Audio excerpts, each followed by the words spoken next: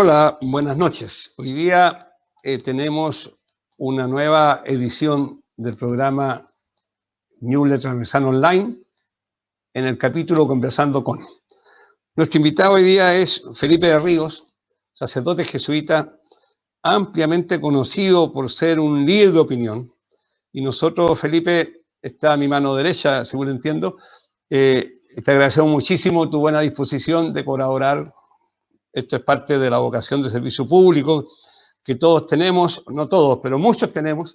En definitiva, creemos que tú siempre has sido un aporte a generar opinión informada, con puntos de vista además muy personales, que es lo que te hace un personaje atractivo para este mundo en el cual no todo el mundo se atreve a decir lo que piensa. Bienvenido, Felipe. Vamos a tener una conversación, te plantearé algunos temas y tú te explayas el tiempo que estimes necesario. Pues yo encantado de que me haya invitado. Yo le tengo mucho cariño a Claudio, lo conocemos hace tiempo y nos hemos visto poco, pero ha sido intenso las veces lo hemos encontrado, así que feliz de poder conversar acá en el canal y muy bueno lo que están haciendo. Felipe, mira, la primera pregunta, el primer tema, tiene que ver con el tema de los campamentos. Tú vives en un campamento, La Chimba, entiendo que se llama. Sí. Y según las estadísticas, en el último periodo, entre el estallido social y la pandemia, se produjo un 20% de incremento de los campamentos. Y entiendo que las familias, corrígeme, que viven en campamento hoy día en Chile son alrededor de 70.000. Aquí hay un problema profundo, ¿cierto?, de desigualdad probablemente, pero yo creo que muchos chilenos no saben lo que es vivir en un campamento, ni siquiera se imaginan en este país que parece tener dos caras muy distintas, lo que es un campamento. Me gustaría que tú nos contaras un poco qué significa ello. ¿Qué significa estar, vivir, convivir en un campamento con otras personas? Mira, yo vivo aquí en el campamento La Chimba. Por ejemplo, ahora que estamos en pandemia, dicen que hay 3 cosas básicas, que es la distancia física, la mascarilla y el lavado de manos.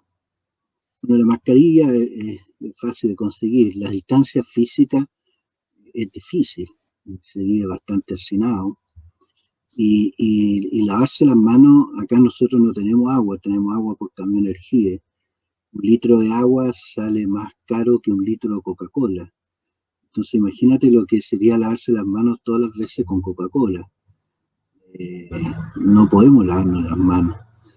En realidad, después, las cosas que hay que postular para los beneficios del Estado, acá no tenemos una señal de internet muy mala y muy poca gente, para decir casi ninguno, tiene conexión a internet, computador. Entonces postular a algo es algo que se hace tremendamente difícil. Nosotros tenemos una biblioteca que la hemos prestado para eso, pero si no sería imposible. Yo he estado aquí encerrado en la agua todos estos meses y la gente me dice, bueno, sale a caminar, mi hermano, pero aquí salir a caminar es difícil, está lleno de perros, tierra, eso no tenía un lugar así. Entonces son muchas cosas que cambian la perspectiva, ¿no?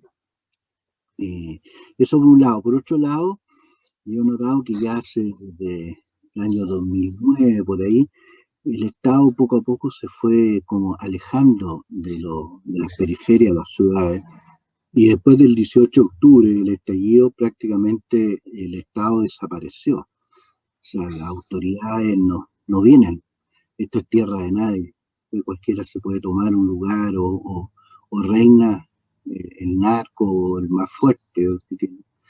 Y la tercera cosa, yo te diría que se habla de campamentos, esa cifra que tú dices puede ser incluso más, pero hay que tener cuidado porque los campamentos como nosotros los conocimos se terminaron en el año 2009, por ahí, 2010, que era un grupo de personas vulnerables que en forma desesperada se tomaban un terreno para la casa definitiva y tenían una mística y una moral, no dejaban que hubiera robo en el campamento, que hubiera trago y había todo un...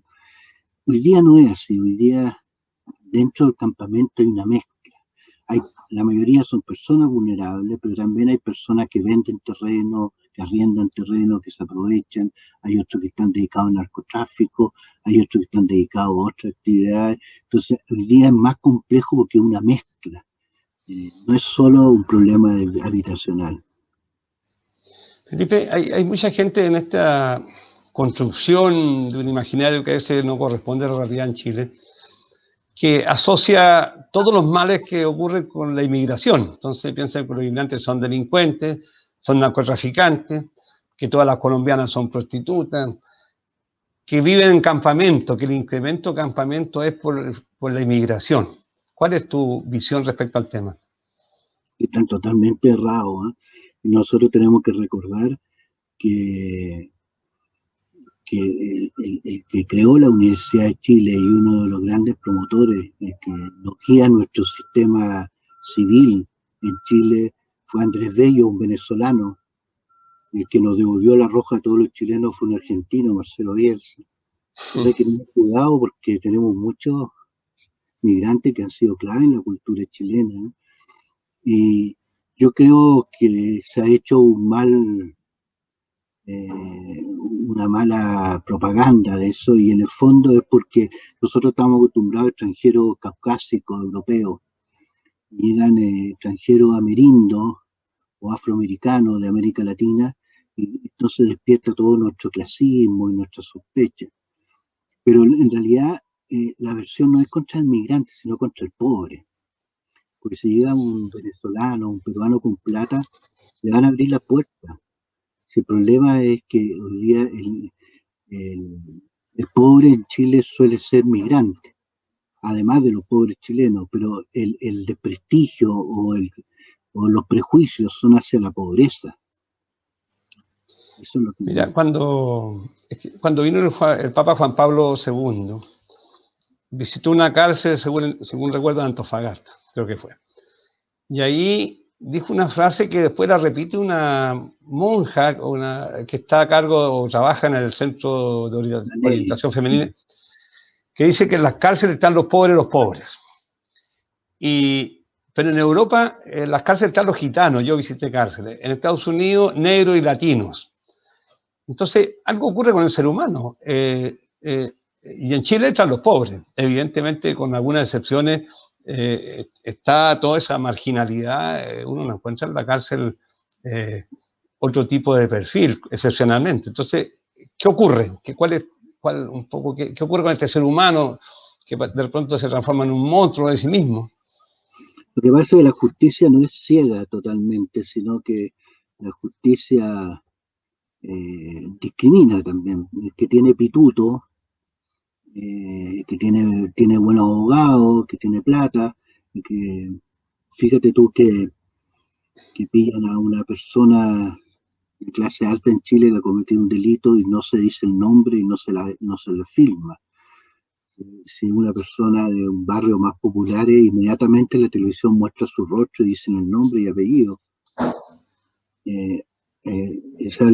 Las personas que no tienen pituto, que no tienen contacto, que no tienen redes de apoyo, que no vienen de colegios particulares, que no vienen de la clase alta, ciertamente tienen una desventaja hacia la justicia. Ellos pagan con cárcel. Nosotros, los que hemos tenido privilegio en la vida, es muy raro que pisemos una cárcel. Siempre vamos a tener abogados, vamos a tener buenos juicios, rápidos juicios, y eso es así una injusticia tremenda. Felipe, en relación a lo mismo, se produjo lo que se conoce como el estallido social. Hoy día, hace poco rato, cuando venía regreso a mi casa, escuché una de las escasas condenas que se han producido, que condenaron a unos jóvenes por la quema del Hotel Asturias, cerca de la Plaza Italia, y también por fabricar elementos explosivos. Condena bastante alta, 5 años y un día de pena efectiva. Yo he leído algunas de tus declaraciones respecto a este tema. ¿Cuál es tu visión o tu opinión respecto a la situación de esta cantidad de presos que son fruto de la violencia, ¿cierto? Fruto del estallido social, pero en su versión más violenta, que tienen ya alrededor de un año y medio. Hoy día señalaban que estos condenas se la abonaban un año y medio, que lo tienen en prisión preventiva. Eso antiguamente era lo que nosotros llamamos procesados. Me gustaría conocer tu opinión al respecto. Mira, yo fui de los pocos que habló cuando estaba en pleno estallido, o sea que era muy difícil de hacerlo. Hablé en contra de la violencia. Yo no estoy de acuerdo con la violencia física, aunque hay otro tipo de violencia como la pobreza, etcétera, pero no estoy de acuerdo con la violencia física. Y, y en ese momento a estos jóvenes se les trató como héroes, los artistas, los medios de comunicación, y después se les ha dejado abandonados. Y es cierto que muchos de esos jóvenes que están en la periferia, un señor me decía un día, estos jóvenes están rompiendo la estatua y ni siquiera saben quién es Baquedano. Y dije, bueno, ese es uno de los problemas, que han ido a un colegio que nunca les ha enseñado ni quién es Baquedano ni nada. Esa es la rabia que tienen. Pero hay otros jóvenes que han caído en la droga, en la delincuencia. Estos jóvenes son los que están peleando, que quieren algo nuevo, que quieren algo distinto. Pero además de eso, yo simpatizo, o sea, empatizo con los comerciantes que han perdido su trabajo, con la gente que se le ha perjudicado la vida y todo eso, y es que piden justicia. Yo pido lo mismo, yo pido justicia. O sea, la mayoría de estos chiquillos que han agarrado no son ninguno de estos grupos organizados, sino que son chiquillos muy corrientes que estudiaban, que trabajaban, que vienen de familias que no han tenido experiencia con la justicia y que tampoco tienen redes de apoyo ni tienen plata. Entonces se ha cometido una injusticia muy grande con ellos. Lo que yo pido es que se les juzgue y no se les ha juzgado. Y llevan un año, como tú dices, un año y medio preso, más encima en pandemia, que los papás no lo han podido ver. Imagínate lo que es para unos papás tener un hijo preso, que tú lo puedas ver, y las pruebas que tienen son tan débiles que por eso que van posponiendo los juicios. Llega un momento el juicio y lo posponen y dicen vamos a seguir investigando. Y no investigan más, pues no tienen más pruebas. Pero llega el momento que han ido algunos que se han tratado de suicidar, hay otros que les han pasado de todo dentro de la cárcel, entonces están desesperados. Hemos tenido que convencer a algunos que se declaren culpables para que le den 3 años y puedan salir, y porque no tenían antecedentes. Y otros que han hecho juicio, entonces es y el gobierno ha hablado como que ellos ya son los culpables. Y para la gente, el público, la opinión pública, ellos son los culpables de todo y no se les ha hecho juicio. Y se le ha tenido a estos chiquillos un año y medio, que ¿quién le va a reparar eso en sus vidas? Entonces, yo no pido, por eso yo estaba en desacuerdo con el indulto. Yo no pido indulto cuando alguien ya ha sido juzgado. Yo pido que se haga justicia con ellos. Y por último, nosotros tuvimos la situación de los camioneros en Chile, que se tomaron las carreteras en plena pandemia, no dejaron pasar ambulancias, fue tremendo. Y yo creo que el gobierno sabiamente no aplicó la ley porque se dio cuenta que había un problema político y lo resolvió políticamente el asunto. Y yo pido lo mismo, o sea, estos chiquillos están en un contexto de un estallido social. No fue un chiquillo que de la noche a la mañana fue a romper, sino que fue dentro Entonces también es un atenuante que hay que ver, hay que buscarle una salida política, así como se buscó con los camioneros, que se aplique la misma justicia con estos chiquillos. Eso Sin embargo, sí. Sin embargo, el ministro de Interior, Víctor Pérez, fue destituido por haber buscado una solución política al tema. Ahí sí, estamos y yo creo que lo que él hizo fue lo correcto, porque si no habría agrandado más el problema, porque no sería no ver la verdad si uno dice los camioneros se tomaron porque sí la carretera. No fue porque sí, había un problema político detrás. Bueno, el estallido social había un problema, tanto de así que vamos a cambiar la constitución. O sea, hay un problema detrás. Entonces no es que un delincuente que se le ocurrió de la noche a la mañana tirar piedras, sino que hubo un contexto que es lo que la justicia tiene que sopesar y no se ha hecho así. Y eso yo creo que crea más rabia.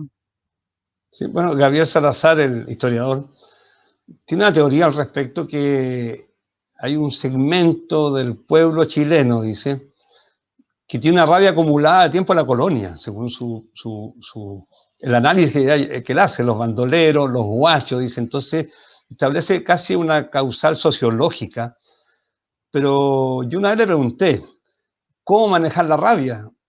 ¿Cómo manejar esa violencia desatada? Porque según él señala, ni ellos son capaces de explicar lo que hacen.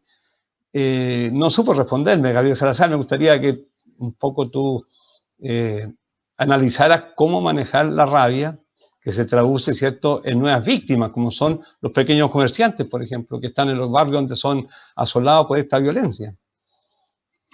Yo, yo creo que la violencia no es solución. Yo creo que la violencia al final terminan ganando los mismos de siempre. Eh, pero sí que había un malestar en la sociedad chilena que atravesaba todas las clases sociales. Yo creo que el grueso de la gente que llenó las plazas de las grandes ciudades de Chile eran familias, era gente, había de todo transversalmente, en credo, en política, en edades. Hay un malestar en la sociedad chilena de que algo hay que cambiar. Y bueno, y en sectores que viven en la violencia se manifestó violentamente, porque es violento vivir en estos barrios, en que todo es feo, que no hay, como te digo, ni veredas para caminar, donde la micro no te deja, no llega hasta acá, donde los servicios son malos. Estos chiquillos van a estudiar en unos colegios donde no les enseñan nada. Eh, entonces, todo tienen una abuela yo había conversado con una persona que lleva 2 años esperando a que la operen.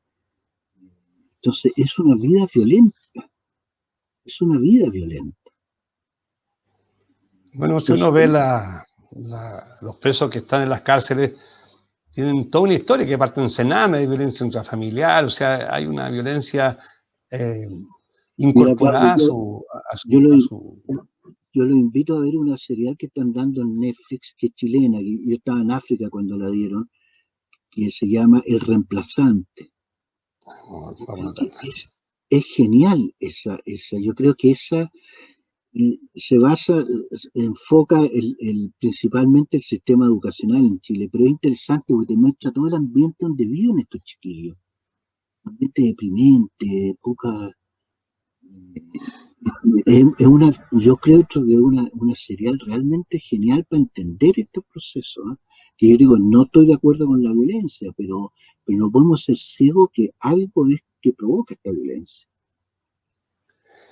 Felipe, fruto de, no de la violencia, sino que de millones de personas que salieron a la calle y un plebiscito donde el 80% de los chilenos dijo, queremos una nueva constitución, algo impensado, algunos pocos años atrás solamente. Entonces, eh, vamos a tener una nueva constitución. ¿Qué esperas tú de ese proceso que está a puertas? Mira, para mí lo más importante, tan importante como lo que se llegue, la conclusión o lo escrito que se llegue, es el proceso. Y lo que nos falta en Chile es diálogo. Nosotros aprendimos con sangre que en golpe que ningún chileno sobra, ningún chileno, todo, no hay bueno y malo, todos tenemos algo que decir. Y hasta el momento nosotros estamos viviendo un ambiente de mucha agresividad, de mucha descalificación, el que piensa distinto. Entonces, yo creo que es interesante una, un diálogo que la mitad van a ser mujeres, en que van a estar por lo menos 8 meses juntos, y no solo ellos, sino que la sociedad entera va a tomar esos temas. Y este tema y esta discusión al principio puede que hayan eslogan y que hayan descalificativos, pero poco a poco se van a empezar a conocer y se va a empezar a producir el diálogo, o sea, realmente ponerme en el lugar del otro, conocerlo, ver por qué piensa de esa manera. Y cuando se produce ese diálogo que nos hace falta en Chile, ahí se empieza a construir una verdadera constitución. Bueno, esperamos que así sea, Felipe. Todo, yo creo que tenemos la esperanza que la nueva constitución sea el camino para que Chile resuelva sus problemas más grave y que nos han polarizado un poco y han hecho que nos enfrentemos, una cosa muy traumática para los que vivimos, ¿cierto?, el tiempo de la dictadura, nos enfrentemos unos con otros. Por último, un tema que tiene que ver con tu vocación, Felipe. La Iglesia, muchos lo han dicho, ha sido el gran ausente de este proceso, pero no solamente la Iglesia, en general, otras instituciones también. Más o menos sabemos las causas, ¿cierto?, de esta ausencia de la Iglesia como un vocero legitimado frente a la opinión pública.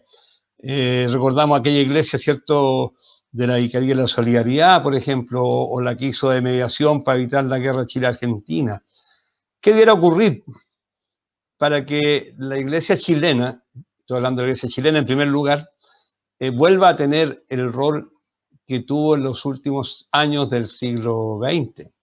Y que para todos nosotros, más allá que si somos creyentes o no creyentes, por el momento resultó relevante.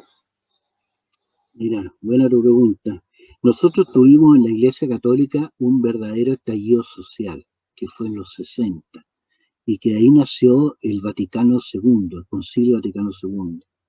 Y en el Concilio Vaticano II se quiso terminar con una iglesia verticalista, donde el Papa mandaba, los obispos eran los príncipes de la iglesia y los curas éramos los dueños y las monjas nos servían. Y la gente eran los laicos, que tenían que estar a servicio de nosotros. Eso el Concilio Vaticano II lo cambió drásticamente. Dijo que todo el pueblo de Dios, todos los bautizados son el pueblo de Dios y la jerarquía tiene que estar a servicio de ese pueblo de Dios. Pero vinieron los años, bueno, y ahí vino Medellín, Puebla, las comunidades de base, la teología de la liberación, muchas cosas, una iglesia viva, rica, comprometida con las realidades sociales de los países. Pero después vinieron los años 80, que hubo como un retroceso. Tuvimos figuras mundiales como Reagan o la Margaret Thatcher, Chile Pinochet, y en la iglesia tuvimos Juan Pablo II, que se veía como un papa moderno, pero hizo retroceder en la iglesia como 500 años. Y estuvo un nefasto de Angelo Soano como secretario de Estado, y se volvió de nuevo una iglesia verticalista, donde se eligió obispos que no defendieran su pueblo, sino que obedecieran a lo que Roma dictaba. Se olvidó de la doctrina social de la iglesia y se metieron solamente en la moral sexual, desprestigiando a los separados, a las madres solteras, preocupados solamente de ese tema, que Jesús nunca habló de sexo. Y bueno, y cae el muro de Berlín a finales de los 80, viene esta globalización, el mundo nuevo, tecnológico, y la iglesia se quedó sin palabra, y además encima le explota en la cara la podredumbre de los abusos sexuales. Entonces, respondiéndote más directamente a tu pregunta, yo te diría que la Iglesia Católica está presente en las plazas, en las ollas comunes, en las protestas, está presente en los hospitales, en la ayuda a los...